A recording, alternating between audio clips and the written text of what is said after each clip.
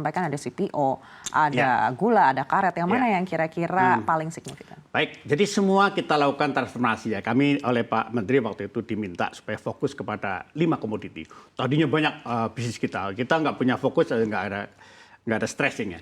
Jadi kita ambil contoh lah kelapa sawit. Kami telah melakukan integrasi kelapa sawit itu tadinya di 10 perusahaan. Kami dulu memiliki anak perusahaan 13. Dari PTPN 1 di Aceh sampai PTPN 14 di Sulawesi.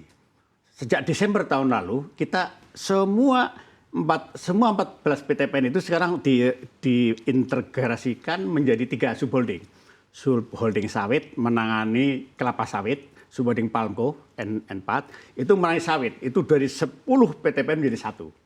Jadi yang tadinya dikelola masing-masing sekarang jadi 1. Kemudian gula dari 36 pabrik gula yang tadinya 7 PTPN menjadi 1. Jadi kami sekarang lebih fokus. Ada subholding menangani sawit, ada subholding menangani tebu, dan subholding menangani produk lain. Nah, tentang kelapa sawit saya ingin ceritakan. PTPN ini disparitasnya dulu tinggi.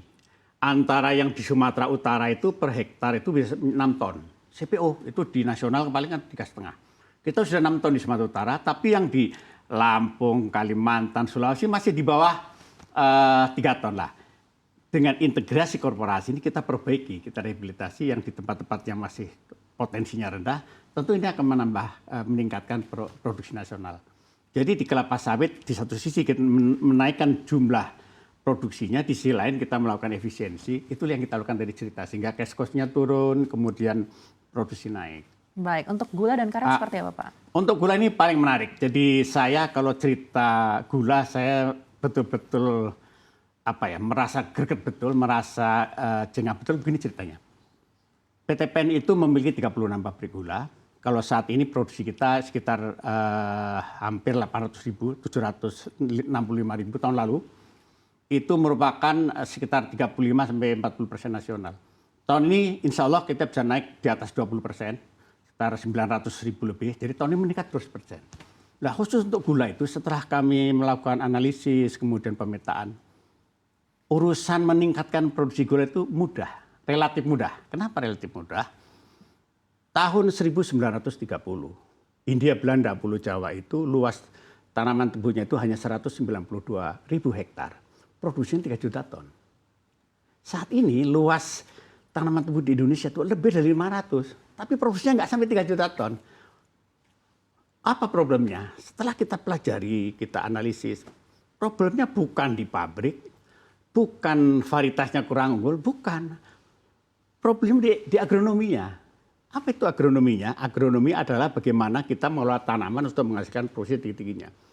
Jadi problemnya itu di agronomi, di mana petani sekarang, masa lalu ya, sekarang petani sudah semangatnya tinggi, terutama petani di Pulau Jawa. Petani ini selama ini tidak pernah meremajakan tebunya. 86% tebu petani itu umurnya sudah 4 tahun ke atas.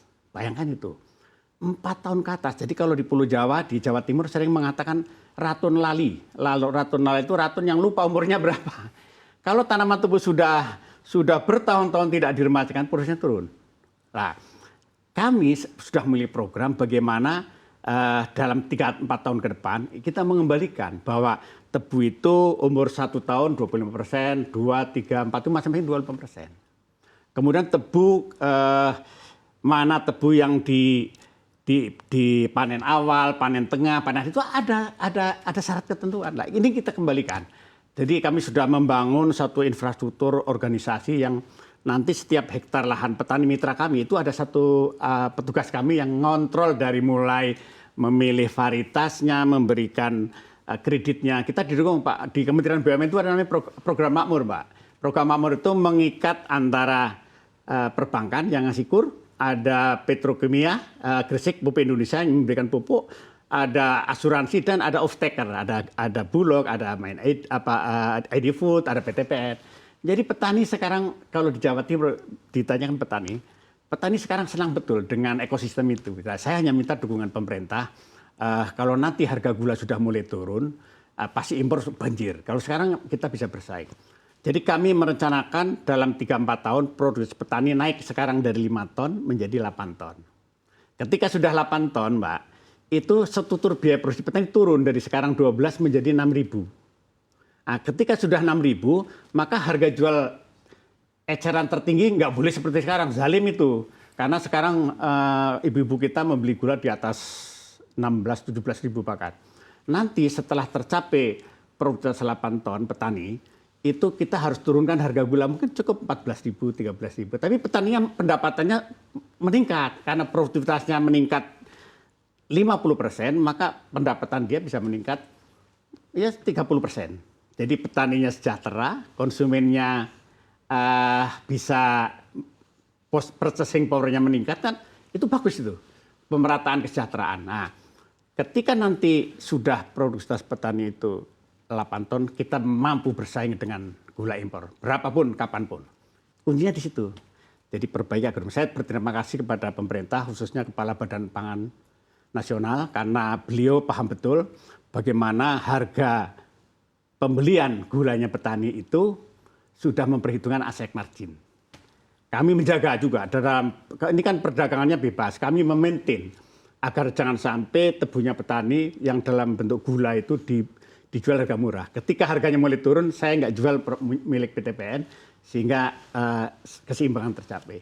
Jadi tahun ini harus jadi lesson learn untuk menjadikan kebijakan gula nasional. Kami hanya minta dukungan pemerintah. Pertama nanti kalau harga gula sudah, sebelum kami kuat ya.